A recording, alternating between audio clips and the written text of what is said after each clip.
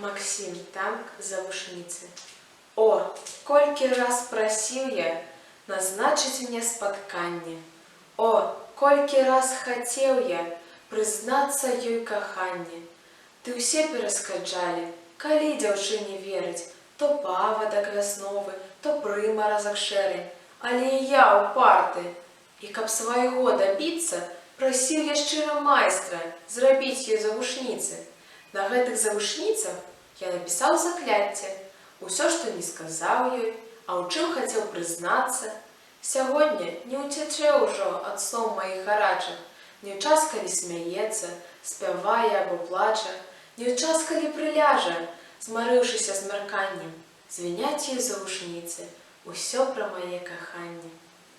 Урывак з апавядання Янкі Брыля «Маці». Жнучы, я настамлялася з кожным днём усё больш.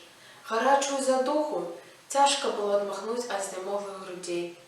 Нават самай вялікай, самай каласістай жменей.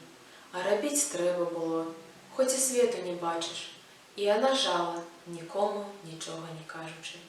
Увечары, вяртаючыся да хаты са сваім наймалодшым, у тое страшнае лета адзіным у хаце сынам, старая ледзь перастаўляла ногі, натруджаныя гадамі бязлітаснай працы. Паблеклыя вочы яе глядзелі на свет з-пад нізка насунутай хусткі. Здаецца, зусім абыякава. Аднак яны бачылі многа. Вось нечакана спыніўшыся, маці азірнулася на свайго хлопца, які таксама сарпом на плячы пачціва ішоў задум, запавальняючы хаду, па-пастушынаму клюючы салодкі жытні каласок. «Глядзі, Васіль, як ён упаўся! Эх, трымайся, нябога! Стой!»